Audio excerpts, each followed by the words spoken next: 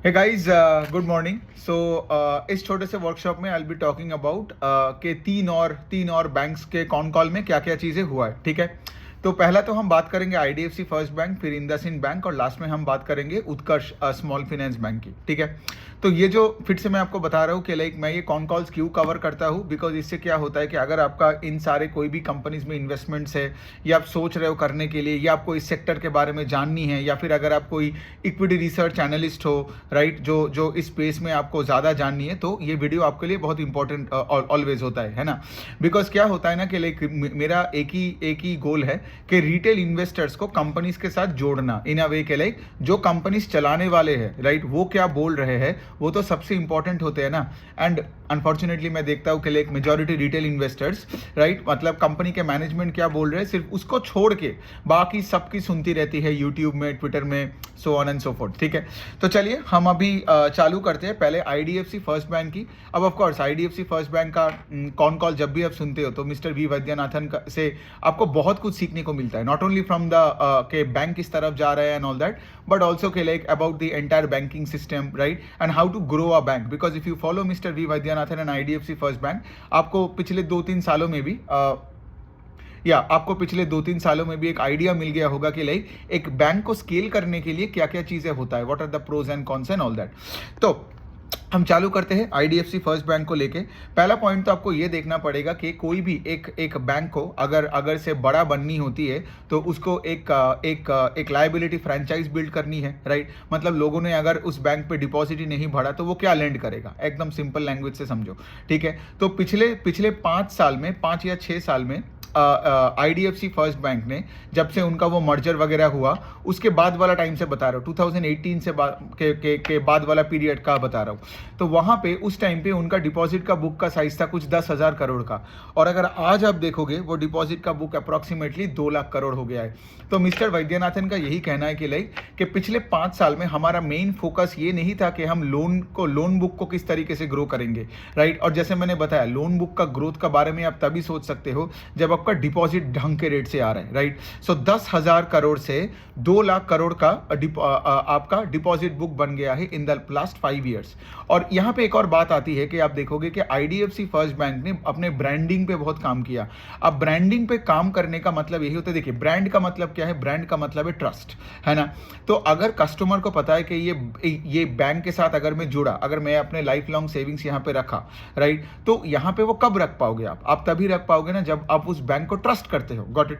तो इसीलिए तो ब्रांडिंग पे बहुत काम करना पड़ा, तो इसीलिए मैनेजमेंट ने बहुत काम किया। आपने देखा होगा इवन आईपीएल में भी मुंबई इंडियंस का one of the chief sponsors रहा है आईडीएफसी फर्स्ट बैंक, राइट। तो अगर आपको डिपॉजिट बेस को बढ़ानी है तो उसके लिए आपको क्या करना पड़ेगा, आपके कस्टमर के दिमाग में अपने जो ब्रांड इमेज को बढ़ाना पड़ेगा, ठीक है। तो इन्होंने बहुत अच्छे से काम किया।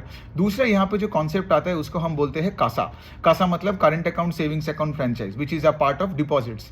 तो अगर आपका CASA percentage to total deposit is high, मतलब बैंक को लो कॉस्ट बहुत फंडिंग मिलता है, राइट। तो आईडीएफसी फर्स्ट का अगर आप देखोगे CASA franchise is one of the highest in this country in terms of percentages.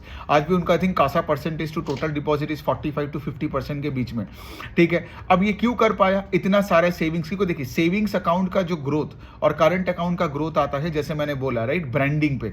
जैसे आप देखोगे CASA franchise, HDFC, SBI, Kotak, ICICI, Axis, इनका हाई क्यों है, बिकॉज लोगों के दिमाग में ये सारे ब्रांड्स का मतलब ये सारे जो बैंकिंग कंपनीज है इनमें ट्रस्ट बहुत तगड़ा है, ठीक है। तो इसी वजह से इनका कासा परसेंटेज हाई है। तो आईडीएफसी ने पिछले 5 साल में इसी पे काम किया। तो मिस्टर वैद्यनाथन जी ने ये सबसे चालू किया कॉन कॉल में और ये सब कुछ बताया। बट नाउ अभी देखो, अभी इनका क्या है, अभी इनका एक बेस बन गया, 2 लाख करोड़ का एक लायबिलिटी फ्रेंचाइज बन गया, right. CASA percentage is 45-50% of total deposits. मतलब क्या, नाउ ये बैंक अगले 5 साल में पूरा ग्रोथ के पीछे भागेगा। तो उनका वही कहना है। पहले भी आप देखोगे उनका एक इंफ्रास्ट्रक्चर बुक था जिनको वो घटा के अभी पूरा एकदम मतलब अपने पूरा लोन बुक से बाहर ही कर दे रहे हैं। तो कुछ और क्या है, एक लेगेसी बुक था इंफ्रास्ट्रक्चर का और उनका कुछ लेगेसी लोन्स भी है, मतलब लेगेसी लायबिलिटीज है जो हाई कॉस्ट में है। तो सोचिए ना, आज जो कासा से जो सस्ते रेट से जो पैसा मिल रहा है आईडीएफसी फर्स्ट को, कभी कभार वो पैसे लेके भी वो लेगेसी बोरोइंग्स को चुकाना पड़ता है, गॉट इट। लेकिन ये जो लेगेसी बोरोइंग्स है ना, ये अगले 1-2-3 साल में गायब हो जाएगा। ये जो इंफ्रास्ट्रक्चर बुक है ये भी 1-2-3 साल में गायब हो जाएगा। मतलब क्या इंक्रीमेंटली जो जो कासा से जो पैसा आएगा, जो जो लो कॉस्ट रिटेल डिपॉजिट आएगा ना, वो पूरा वो अपने बिजनेस के रिटेल लेंडिंग पे फोकस कर पाएंगे। और यही मैनेजमेंट बोले जा रहे हैं कि पिछले 4-5 साल में हमने अपने पूरे घर को क्लीन किया, right. That is why you see, right, कि ये बैंक लॉस मेकिंग था, ये लॉस से प्रॉफिट में आया, और इस बार तो FY24 में ऑलमोस्ट 3,000 करोड़ के आसपास प्रॉफिट करके दिखाया। FY23 में कुछ आई थिंक 2,300 करोड़ के आसपास का प्रॉफिट दिखाया। So the point I am trying to say इसके like everything is going in the right direction. दूसरा पॉइंट जो आपको देखना पड़ेगा कि इनका ROE का नंबर भी बढ़ते जा रहा है। इट वाज अराउंड 2% के आसपास जब ये लॉस से प्रॉफिट में आया था, लेकिन अभी the ROE number is touching more than I think 10-11% के आसपास है। सो इट क्लियरली शोज जब आपका ROE का नंबर बढ़ता है, इसका मतलब है कि लाइक कि आपका bank is moving in the right direction. तो ये हो गया बात। दूसरा चीज ये है कि IDFC फर्स्ट में अब देखोगे इनका निम्स हमेशा हाई रहता है, 6.4-6.3% के आसपास है। अब बहुत एनालिस्ट ये सवाल पूछते हैं कि आपका निम्स क्यों इतना हाई है, जबकि आपका जो कॉम्पिटिटर बैंक्स है, राइट, उनका निम्स 4% के आसपास है।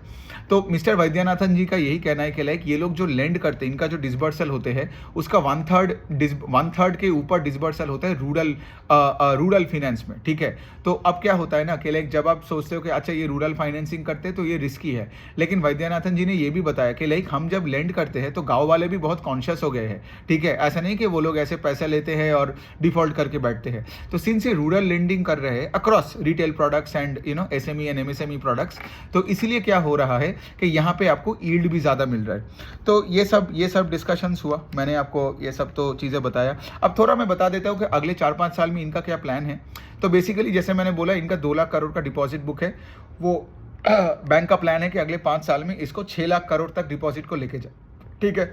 और अभी जैसे मैंने बोला कि लाइक वो जो लेगेसी बोरोइंग्स है वो चला जाएगा, तो इंक्रीमेंटल जो डिपॉजिट आएगा, लो कॉस्ट जो डिपॉजिट आएगा, keeping a high CASA percentage, उसको वो बैंक पूरा यूटिलाइज करेगा अपने हाई यील्डिंग सेगमेंट पे, ठीक है। इंफ्रास्ट्रक्चर बुक भी चले जाएगा, तो 2 लाख से 6 लाख करने वाले हैं। दूसरा पॉइंट उन्होंने ये भी बताया कि उनका जो लोन बुक है, वो लोन बुक आप पकड़ लो आज कितना होगा, उनका लोन बुक 1.7 लाख करोड़ 1.8 लाख करोड़ के आसपास होगा, उसको भी वो 5 लाख करोड़ के आसपास लेके जाएगा। So if you look at the pace at which the loan book can grow, the management said के लाइक हम 20-22% CAGR से आराम से 5 साल तो ग्रो कर ही लेंगे, ठीक है।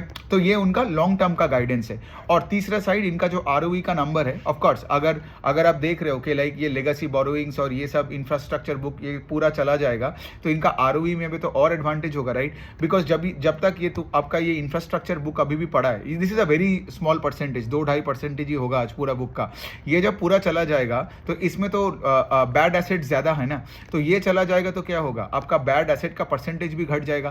तो जितना GNPA बेटर होगा, मतलब उतना प्रोविजन कम करना पड़ेगा, मतलब आपका नेट इनकम और ROE में और बूस्ट आएगा। तो मैनेजमेंट का वही कहना है कि 4-5 साल में ROE का नंबर जो अभी 10-11% है वो बढ़ के 17-18% तक हो जाएगा, और ROA का नंबर भी वो 1.7 से 2% के आसपास लेके जाएगा। सो सब कुछ सही है, कोई और प्रॉब्लम है नहीं। तो ये उन्होंने बताया। अच्छा, और मैं देखता हूँ कि और कौन कौन सा बातें। हाँ, अब आता है वो वाला पॉइंट जिसमें भी बहुत लोग मतलब इस कॉन कॉल में चलता रहता है एक तू मैं विद द मैनेजमेंट। वो ये होता है कि लाइक लोग IDFC फर्स्ट के साथ दूसरे बैंक्स को कंपेयर कर देते हैं, ठीक है। उनका कहना है कि लाइक आपका कॉस्ट टू इनकम रेशियो 60% के ऊपर है, आपका कॉस्ट इतना ज़्यादा है, जबकि दूसरे banks like HDFC and SBI का कॉस्ट टू इनकम इतना लो है, ऐसा क्यों है। लेकिन वी वैद्यनाथन का एक बात है कि लाइक वो बार बार एक ही चीज़ बोलता रहता है कि IDFC फर्स्ट बैंक एक छोटी बैंक है which is still growing, right. तो जैसे आप देखोगे इनका क्रेडिट कार्ड का डिवीजन नया चालू हुआ, फिर इनका प्राइम होम लोन में भी ये लोग प्राइम कैटेगरी में नहीं था, बड़े टिकट साइज वाले होम लोन्स ये वहाँ पे नए आए, एडुकेशन लोन्स में आए, फिर आप देखोगे इनका कैश मैनेजमेंट में आया, गोल्ड लोन में आया, ठीक है। तो इसका क्या मतलब है, फिर आप देखोगे वेल्थ मैनेजमेंट का भी सेगमेंट है जो अभी ये बहुत अच्छे से स्केल अप कर रहा है। तो ये सारे जो डिविजन्स है, ये डिविजन्स तो थे ही नहीं ऑलमोस्ट, राइट, आज से 2-3-4 साल पहले।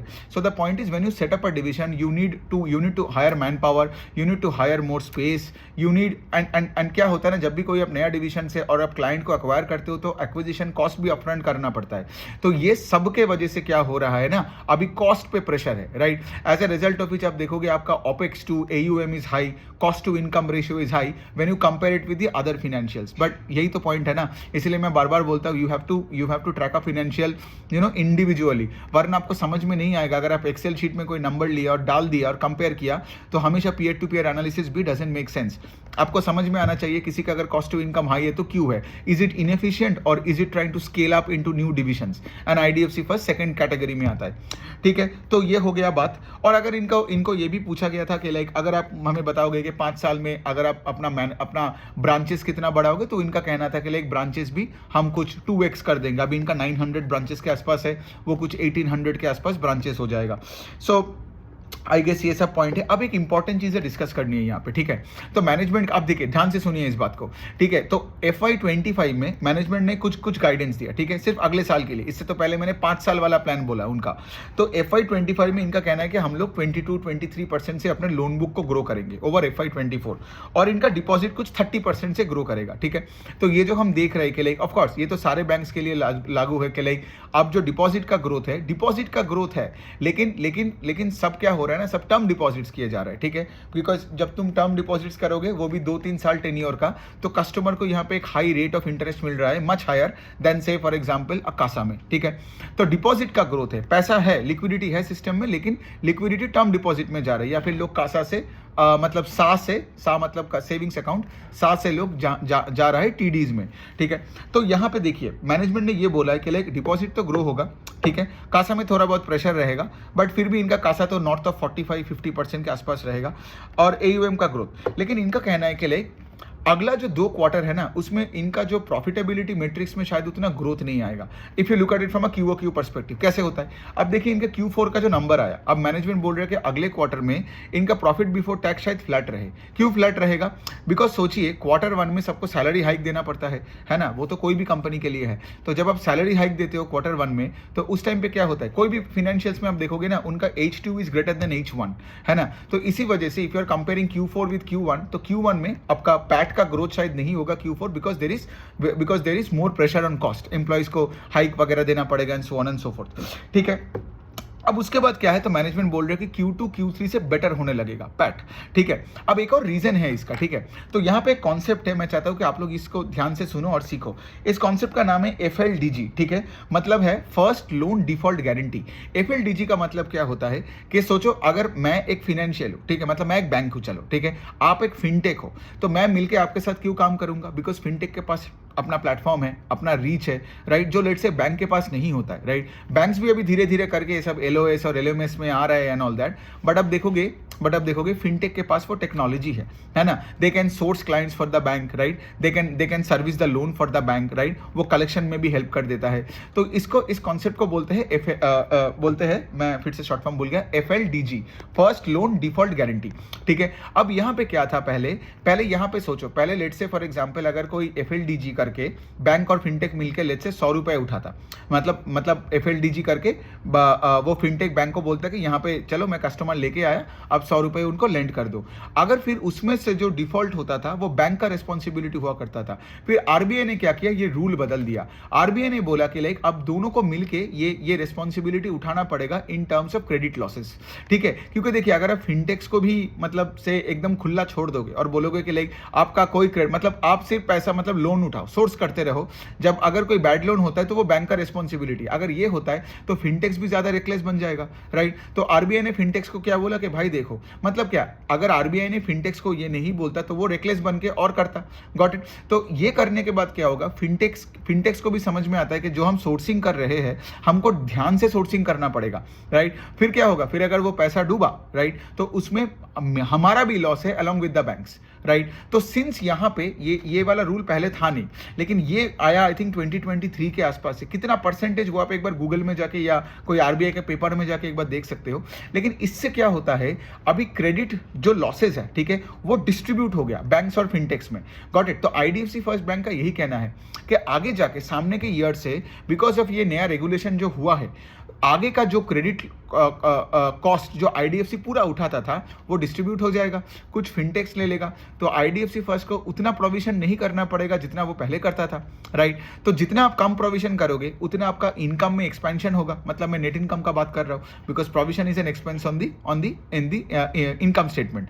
सो इसका क्या मतलब कि आगे जाके जितना फिनटेक्स मतलब बैड लोन्स का रिस्पॉन्सिबिलिटी लेगा तो बैंक के लिए अच्छा है, मैं यहाँ पे आईडीएफसी का बात कर रहा हूँ, तो as a result of which इनका मार्जिन्स बढ़ेगा, गॉट इट, इनका नेट इनकम बढ़ेगा, आरओई बढ़ेगा, बिकॉज ऑफ दिस एफएलडीजी का जो कैप है, ठीक है। अब कैप का मतलब है कि लाइक कैप में क्यों बता रहा हूँ कि लाइक एक हद तक आई गेस फिनटेक्स को लॉस मतलब क्रेडिट कॉस्ट मतलब क्रेडिट लॉसेस ले सकते हो, उनका भी एक कैप है, वो नंबर भी आप देख लेना, बट आई गेस कॉन्सेप्ट यही है, ठीक है। अगर बैंक्स को पूरा ही पहले लेना पड़ता, समझ में आ रहा है कि अगर पहले बैंक्स को पूरा लेना पड़ता था, फिनटेक को नहीं लेता था, तो बैंक्स का प्रोविजन ज्यादा बनाना पड़ता था फॉर दोस क्रेडिट लॉसेस, इसलिए मतलब यहाँ पे आपका प्रॉफिट आफ्टर टैक्स या प्रॉफिट बिफोर टैक्स थोड़ा कॉन्ट्रैक्टेड रहता, लेकिन अभी वो एक्सपैंड होगा। तो इसीलिए मिस्टर वैद्यनाथन जी ने यही बताया कि going forward in quarters 2, 3 and 4 of next fiscal you can expect the profit before tax का number to go up, because ये एफएलडीजी का जो भी ये नया गाइडेंस मतलब आया है आरबीआई से, and fintechs will also have to take the responsibility of the bad loans, ठीक है। तो ये हो गया बात। अब मैं देख रहा हूँ कि कुछ और चीज़ है कि नहीं जो मैं मिस किया हो कि नहीं। जैसे मैंने ये बताया गोइंग फॉरवर्ड ये जो पॉइंट है कि लाइक आपका ये जो कासा से पैसा आ रहा है उससे वो लेगेसी लायबिलिटी को चुका रहा था, because legacy liability comes at a very high cost of borrowing, right. तो बैंक्स का अगले 1-1.5 साल में भी ये कॉस्ट का प्रेशर रहेगा, ठीक है, बिकॉज जब तक ये लेगेसी लायबिलिटीज एकदम पूरा नहीं जाता है ना, तब क्या होगा, आपका जो स्प्रेड है वो थोड़ा सा कॉन्ट्रैक्टेड रहेगा, है ना। But still having said that इनका निम्स है 6.4%, राइट, मतलब लेगेसी लायबिलिटीज के साथ भी निम्स क्यों है इतना हाई, बिकॉज ये रूरल फोकस्ड भी है, राइट। और मैनेजमेंट का वो ये कि रूरल फोकस्ड है लेकिन रूरल कस्टमर्स तो है बहुत conscious. Okay, so I guess मैंने सारी चीज़ें तो कवर कर ही लिया जो भी कॉल में हुआ था। मैं तो हमेशा नोट्स करके रखता हूँ जब मैं एक ट्रांसक्रिप्ट पढ़ता हूँ या ऑडियो सुनता हूँ या लाइव कॉल अटेंड करता हूँ, इट हेल्प्स मी, ठीक है। यही वाला पॉइंट है। और आईडीएफसी फर्स्ट बैंक तो आगे जाके अपने एडवर्टीजमेंट में ब्रांडिंग में तो काम मतलब करता ही रहेगा। तो यही है, अब देखते हैं अगले क्वार्टर में क्या होगा, ऑफकोर्स मेरा ये काम तो चलता ही रहता है कि एक बार जब रिजल्ट आता है तब भी उसका वीडियो बना के आपको दूँ, और उसके बाद जब कॉल पढ़ता हूँ या सुनता हूँ उसका भी एक समरी करके वीडियो बना के देता हूँ। So it helps you to track businesses. अब दूसरा हम बात करते हैं आपका चलो अभी उत्कर्ष स्मॉल फाइनेंस बैंक का बात करते हैं। तो ये यूपी बिहार से चालू होने वाला एक स्मॉल फाइनेंस बैंक है जिनका रिसेंटली आईपीओ आया।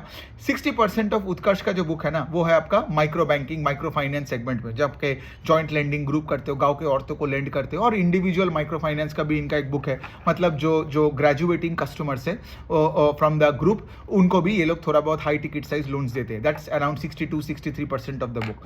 बाकी जो पार्ट ऑफ द बुक है वो है आपका secured part of the book. Secured part of the book मतलब यहाँ पे है क्या, एमएसएमई, फिर आपका कमर्शियल व्हीकल, कंस्ट्रक्शन इक्विपमेंट, फिर आपका होम लोन्स, फिर loan against property and all that. Utkarsh क्या करने का कोशिश कर रहे हैं, धीरे धीरे करके secured part of the book में ज्यादा फोकस कर रहे हैं, ठीक है। लेकिन इसका मतलब ये नहीं कि वो अपनी यील्ड को कॉम्प्रोमाइज कर देगा, ठीक है। क्यों? बिकॉज एमएसएमई में भी they are targeting the smaller MSMEs, ठीक है, जहां पे आपको यील्ड ज्यादा मिलते हैं। बड़े एमएसएमईज को तो जैसे बजाज फाइनेंस और बड़े बड़े बैंक टारगेट करेगा, है ना, लेकिन छोटे एमएसएमईज को टारगेट कर रहे हैं ये लोग। दूसरा चीज ये है कि उत्कर्ष का बहुत अच्छा बात ये है कि like they are scaling up, right. इनका जो भी ग्रोथ आया ना वो वॉल्यूम लेड ग्रोथ है। अब देखिए, अगर आप एक माइक्रो फाइनेंस एमएसएमई लेंडर हो catering to the lower strata of the society, तो यहाँ पे अगर आप हायर से हायर टिकट साइज लोन दे रहे हो तो वो थोड़ा टेंशन की बात है। क्यों? बिकॉज कस्टमर को उतना क्रेडिट क्वालिटी वगैरह होता नहीं है, ठीक है। वो सब इनकम जनरेटिंग काम करते हैं, किसी का कैटल बिजनेस है, किसी का किराने का दुकान है, किसी का टायर का दुकान है, किसी का साइकिल का दुकान है, राइट। तो यहाँ पे आई वांट वॉल्यूम ग्रोथ, राइट। कोई भी स्मॉल फाइनेंस बैंक हो या कोई भी अगर एनबीएफसीज हो, I want volume growth over ticket size growth, to be very honest, ठीक है। टिकट साइज ग्रोथ आएगा इन्फ्लेशन के वजह से, दैट इज फाइन, ठीक है। मतलब पहले 20,000 रुपए आप देते थे, आप 25,000 या 24,000 दे रहे हो over a period of time because inflationary pressure की वजह से, वो अलग बात है। लेकिन अगर आप टिकट साइज बढ़ा रहे हो और आप ज्योग्राफिकल एक्सपेंशन नहीं कर रहे हो तो यहाँ पे प्रॉब्लम है। तो यहाँ पे मैं आपको बता रहा हूँ ये लोग बहुत बुलिश है। उड़ीसा, राजस्थान, झारखंड, यूपी बिहार से तो चलो चालू ही हुआ है, लेकिन ये लोग अभी एमपी, उड़ीसा, राजस्थान ये सब में भी बहुत अच्छे तरीके से स्केल अप कर रहे हैं, ठीक है। और इनका जो नंबर ऑफ ब्रांचेस है, मैं अगर उत्कर्ष का बताऊं, they have a total of 888 branches, ठीक है। सो 888 ब्रांचेस है, ठीक है। और इनका है कि लाइक ये लोग FY25 में they will add around another 150 branches. तो अगर आप 150/900 करोगे मतलब यहाँ पे ब्रांच एक्सपेंशन रेट ही आपका कितना सही है ना, कितना आता है 150/900 भी करूँ तो 1/6 आता है, तो 16-17% से अपना ब्रांच का एक्सपेंशन हो रहा है। तो यहाँ पे देखिए, यहाँ पे ब्रांच एक्सपेंशन से ही आपका वॉल्यूम एक्सपेंशन होगा ना इन टर्म्स ऑफ आपका लोन बुक का ग्रोथ। अभी थोड़ा रिजल्ट का बात करते हैं। तो इनका जो लोन बुक का ग्रोथ है दे ग्रू 31% YOY, ठीक है। 31% से लोन बुक को बढ़ाया, डिपॉजिट का ग्रोथ भी अराउंड 30% के आसपास आया। अब बात यहाँ पे है कि उत्कर्ष का जब से IPO आया they talked about growing the book at 30%, ठीक है। लेकिन अगला जो 1-2 क्वार्टर था ना उसमें ये लोग कुछ टेक्नोलॉजिकल चेंजेस कर रहा था। ऑफ कोर्स करना ही पड़ेगा ना, बिकॉज देखो अगर आपको कलेक्शन मेथड्स को डिजिटाइज नहीं करते हो, राइट, अगर आप वही डोर टू डोर जाके नॉक करके लेते हो तो आप स्केल नहीं कर पाओगे। तो यहाँ पे आप देखोगे इनका जो LMS, जो लीड मैनेजमेंट सिस्टम बोले जाते हैं, LOS LMS बोलो, ERP बोलो, इन सब में ये लोग जा रहे हैं, राइट। अच्छी बात है ये, बिकॉज आपको टेक्नोलॉजी के साथ आपको करना पड़ेगा, आपको ऐप बेस्ड बैंकर बनना पड़ेगा, वरना क्या है, वरना you won't be able to scale up. And of course इसमें it's also easier to cross sell ना, क्योंकि अगर कस्टमर को आप ऐप में लाए और वो लेट से सिर्फ एक 2-व्हीलर लोन लिया है and you can cross sell any other products, you can make the customer do a fix deposit, right, कुछ भी करवा सकते हो आप उस कस्टमर के साथ। सो ये लोग क्या हुआ था, बिकॉज ये टेक्नोलॉजिकल ये सारे चेंजेस हो रहा था एक साइड में। दूसरे साइड में Q3 में इनका थोड़ा बहुत एसेट क्वालिटी थोड़ा खराब हुआ था। क्यों? इनका कलेक्शन इफेक्ट हुआ था because of the festive period. अब फेस्टिव पीरियड है तो शायद कुछ लोगों ने ज्यादा पार्टी कर लिया हो, इसीलिए कुछ लोगों ने पैसा वापस नहीं किया। ऐसा नहीं कि कस्टमर खराब हो गया था, बट फेस्टिव पीरियड था तो कलेक्शन थोड़ा इफेक्ट हो गया था। तो इन दोनों के वजह से क्या हुआ था, लग नहीं रहा था कि वो अपने गाइडेंस को बीट कर पाएगा, जो 30% का ग्रोथ का गाइडेंस था। लेकिन Q4 में बहुत तगड़ा रिजल्ट किया, और इसलिए क्या हुआ, because of the technological changes उसमें उनका डिसबर्सल का ग्रोथ भी थोड़ा घटा था, और बिकॉज उनका क्रेडिट कॉस्ट थोड़ा सा खराब हुआ था, थोड़ा सा ही बोल रहा हूँ, ज़्यादा कुछ मतलब टेंशन लेने वाली कुछ चीज़ नहीं था, बट थोड़ा खराब हुआ था because of the festive period. लेकिन Q4 में बहुत तगड़ा रिजल्ट है। अभी इनका कलेक्शन एफिशिएंसी भी ऑल टाइम हाई में है 97.6%, जबकि हिस्टोरिकली देवर एट 97। और इनका पेस ऑफ लोन बुक का ग्रोथ इतना बड़ा Q4 में कि उनका ओवरऑल साल का जो गाइडेंस था वो कवर कर लिया, ठीक है, 30% का था। तो बहुत बड़ी बात है, क्योंकि देखिए अगर आपका ग्रोथ जो आप देते हो, गाइडेंस देते हो, अगर आपका एग्जीक्यूशन भी उस लेवल पे होता है ना, तो मार्केट को बहुत सही लगता है ये कंपनी, ठीक है। तो वैसे आप देखो, अच्छा, दूसरे साइड में अगर मैं ग्रॉस एनपीए का नंबर बोलूं तो 2.5%, लास्ट क्वार्टर में इट वाज 3%। इंप्रूवमेंट क्यों हुआ? बिकॉज कलेक्शन एफिशिएंसी बढ़ गया। वही फेस्टिव पीरियड के बाद जो कलेक्शन में थोड़ा प्रॉब्लम था वो Q4 में भर के सबसे पैसा वापस कर लिया।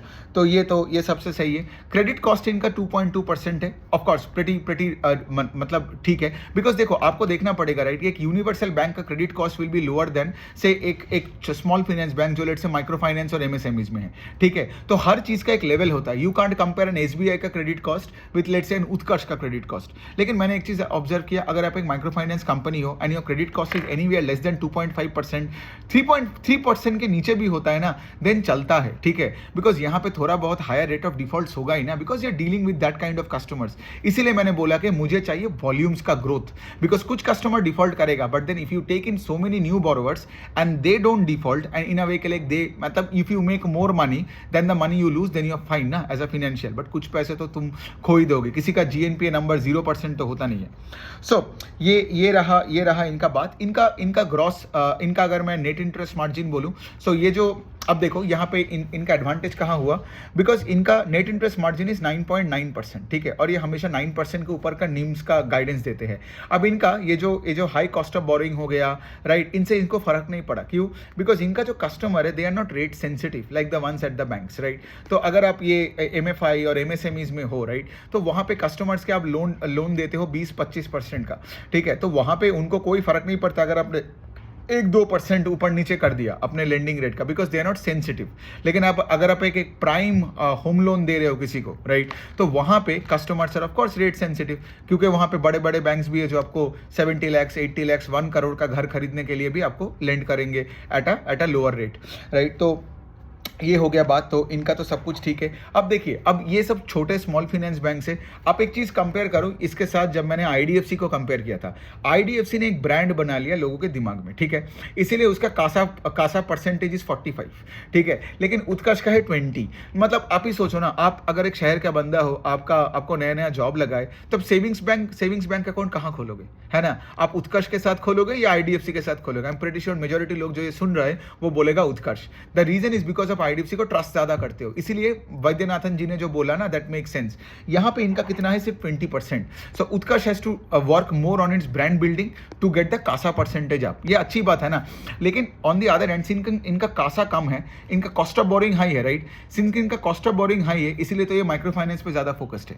IDFC can focus more on the retail franchise, home loans, car loans and all those things and target the rich customers as well, because धीरे धीरे करके उनका कॉस्ट ऑफ बोरिंग भी और कम हो जाएगा। जैसे मैंने बताया, राइट, वो जब लेगेसी बोरिंग चला जाएगा तो कॉस्ट ऑफ बोरिंग और भी फेवरेबल हो जाएगा फॉर द बैंक। सो ये रहता है बात। अब हम थोड़ा बहुत बात कर लेते हैं इनका से गाइडेंस का। तो अगले साल में इन्होंने क्या बोला कि हम लोग लोन बुक को 30% से ग्रो करेंगे FY25 ओवर 24 में, और इन्होंने ये भी बोला कि डिपॉजिट 33-35% से ग्रो करेगा। सो इफ योर डिपॉजिट का growth is at par with से लोन बुक का ग्रोथ, मतलब क्या मतलब? सही है, आपका लोन बुक का ग्रोथ का रेट चलता रहेगा, डिपॉजिट का ग्रोथ का रेट घटा तो becomes difficult for a bank to grow loans at a fast pace. कैसे? बिकॉज अगर आपका पैसा ही नहीं आ रहा है तो अब लोन मतलब आप लेंड क्या करोगे? इंक्रीमेंटली मैं बात कर रहा हूँ, ठीक है। इनका तो पूरा वॉल्यूम लेड ग्रोथ है, पूरा जैसे मैंने बताया, जितना एमएसएमईज, एसएमई और lower strata micro finance customers के साथ डील करते, पूरा वॉल्यूम ग्रोथ चाहिए। वो आप उत्कर्ष देख लो, सूर्योदय देख लो, उज्जीवन देख लो, इक्विटस देख लो, आप जो भी देख रहे हो ना, इक्विटस चलो पूरा माइक्रो फाइनेंस नहीं है, but you get the point that I am trying to say here, कि जो लोअर स्ट्रेटा से चालू करता है ना, उनको चाहिए। इवन अगर मैं एनबीएफसीज का भी बात करूं, जैसे आप अरमान फाइनेंशियल्स को देख लोगे, 5 स्टार बिजनेस फाइनेंस, फिर आप क्रेडिट एक्सिस ग्रामीण को देख लोगे, ये सब स्केल करता है, वॉल्यूम ग्रोथ है इनका, नया नया शहरों में जा रहा है, नया नया स्टेट्स ऐड कर रहे हैं, एग्जिस्टिंग स्टेट्स में पेनिट्रेशन ऐड कर रहे हैं। तो यही करना है इनको, बिकॉज इनका volume led growth is critical, absolutely critical to growing the book, because इससे क्या होगा, you have more control over the mass, और उससे आपका एसेट क्वालिटी और इवन कॉस्ट में भी कंट्रोल आता है ना, because you get operating leverage with scale. So ये हो जाता है बात। आगे जाके उत्कर्ष क्या बोल रहे हैं कि ये जो 60-65% का अभी भी जो अनसिक्योर्ड एमएफआई में है, जो माइक्रो बैंकिंग बोलते हैं, इसको 50-55% के रेंज में लेके आएगा और secured part of the book को भी बढ़ाएगा। और ये लोग क्या कर रहे हैं ना, ये लोग अभी अपना वो फ्लोटिंग प्रोविजंस होते हैं, floating provisions is basically like जो आप अपने प्रॉफिट से कुछ बचा के रखते हो कि आगे कोई प्रॉब्लम हुआ तो फिर हम देख लेंगे, गॉट इट। तो ये लोग अपने फ्लोटिंग प्रोविजंस को अराउंड 2% कर दिया, ठीक है। क्यों बढ़ा रहे हैं ये प्रोविजंस? बिकॉज उनको अभी भी पता है कि कल माइक्रो फाइनेंस का अगर घुमा एंड ऑल दैट, ये फ्लोटिंग प्रोविजंस हमें बचा देगा अगर हमारा क्रेडिट कॉस्ट बढ़ा, मतलब उनका अगर क्रेडिट कॉस्ट बढ़ा तो, गॉट इट। तो ये अच्छी बात है, लेकिन ऑफ कोर्स आप जितना ज्यादा फ्लोटिंग प्रोविजंस वगैरह करोगे तो इनकम स्टेटमेंट में थोड़ा बहुत हर्ट होगा। इसीलिए आप देखोगे उत्कर्ष का जो प्रॉफिट आफ्टर टैक्स का ग्रोथ है दैट इज ओनली 19%, जबकि लोन बुक का ग्रोथ इज अराउंड 31%। क्यों? बिकॉज इन्होंने फ्लोटिंग प्रोविजंस बढ़ा दिया। इसका मतलब ये नहीं कि इनको दिख रहा है कि कोई बड़ा प्रॉब्लम है, नहीं, वरना आप सोचो ना 30% का लोन बुक का गाइडेंस कौन देता है? बट द पॉइंट इज जो मिस्टर गोविंद है जो चलाते हैं, उनका वही कहना है कि लाइक देखिए हमको सही तरीके से बैंक को दूर का सोच के चलना पड़ेगा। तो फ्लोटिंग प्रोविजंस बढ़ा रहे हैं और दूसरे साइड में secured part of the book को भी बढ़ा रहा है without compromising on spread and NIMS, ठीक है। बिकॉज अगर आपने सिक्योर्ड पार्ट को बढ़ा के अपना स्प्रेड घटा दिया, मतलब क्या? स्प्रेड घट गया मतलब आपका नेट इनकम घटेगा, मतलब आपका आरओए सब घटेगा। उस तरीके से ग्रोथ हमें नहीं चाहिए, राइट। जैसे आपने देखा होगा कल वाला वीडियो में आईसीआईसीआई बैंक, कोटक बैंक सबने वही बोला कि हमको AAA को कॉर्पोरेट्स को हम उतना लोन नहीं दे रहे, बिकॉज वहां से जो यील्ड मिल रहा है हमको ना, वो हमारे बिजनेस का आरओई को घटा देगा गोइंग फॉरवर्ड। तो इसलिए हम वो उतना कर नहीं रहे, हम mid and small corporates and MSMEs को टारगेट कर रहे हैं, ठीक है।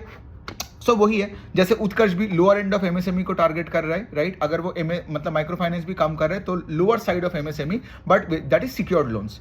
और इनके साथ साथ ऑफ कोर्स ये लोग नया क्या कोशिश कर रहे हैं, ये लोग अब देखिए, अभी इनका जो हाउसिंग कैटेगरी है ना, इनका जो हाउसिंग है वो 20-25 लाख का टिकट साइज का लोन देते हैं। अभी ये नया एक डिवीजन बनाया जहां पे ये 7 to 12 लाख का एवरेज टिकट साइज का होम लोन्स देंगे। अब इसमें अलग डिवीजन क्यों बनाया? बिकॉज सोचिए ना, जो कस्टमर को आप 10 लाख का टिकट साइज का लोन दोगे और जिस कस्टमर को आप 25 लाख का देते हो, दोनों में आसमान और जमीन का फर्क होता है, ठीक है। So the point that I am trying to say इसके लिए यहाँ पे कस्टमर बेस अलग है, इनका रिस्क एपेटाइट अलग है, इनके साथ कम्युनिकेशन अलग है, बिहेवियर अलग है।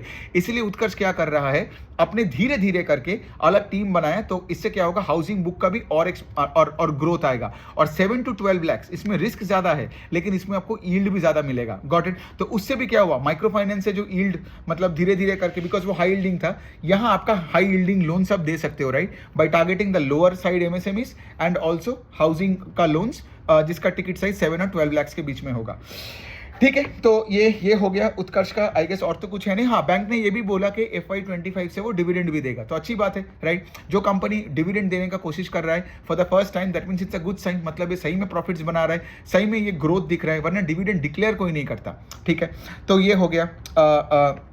आई guess I have covered most of the things. इनका ऑपरेटिंग प्रॉफिट्स का भी ग्रोथ है 30% के आसपास। आगे जाके सिर्फ हमें यही देखना पड़ेगा कि लाइक, अब देखिए माइक्रो फाइनेंस पे अभी कोई प्रॉब्लम नहीं है, बट आगे जाके उन्होंने ये जो फ्लोटिंग प्रोविजंस वगैरह जो करके रखता है, राइट, ये तभी करके रखा है बिकॉज इनको लगता है कि like you should be ready for मतलब Utkarsh wants to be a business for all seasons. ऐसा नहीं होना चाहिए कि अगला माइक्रो फाइनेंस में कोई प्रॉब्लम आए तो ये फिर से लॉस में चला गया एंड ऑल दैट, तो वो करना नहीं चाहता है। So I believe they are doing all the right things here and it's one of the best companies in terms of growth, profitability, ROE का नंबर भी इनका 18% के आसपास है। तो मैनेजमेंट का, हाँ मैंने ये बोलना भूल गया, इनका गाइडेंस भी है कि ये लोग अपने ROE अभी 19% है, इसी रेंज में रखेगा, और उसके साथ ROE का नंबर भी 2% रखेगा। बाय द वे इनका cost to income is of course high, 54-57% के आसपास है। क्यों? बिकॉज ये स्केल अप कर रहे हैं। अंडरस्टैंड, IDFC फर्स्ट की तरह है ये, ठीक है। क्योंकि अगर आप स्केल अप नहीं कर रहे, अगर आप पूरे जगह में फैल चुके हो ना, तब आपका cost to income will be low, like HDFC and SBI पूरा जगह फैल चुका है। लेकिन उत्कर्ष, IDFC, इनका cost to income will always be high, OPEX to AUM, ये एक और पैरामीटर है, will always be high because of the point कि ये लोग स्केल अप कर रहे हैं, और कॉस्ट सारे खर्चा तो आपको फ्रंट एंड लेना पड़ता है, and that hits margin in the short term. तो यही तक है, ये दोनों को रखा, अगला 2 बैंक में अगले वर्कशॉप में करता हूं। Thank you.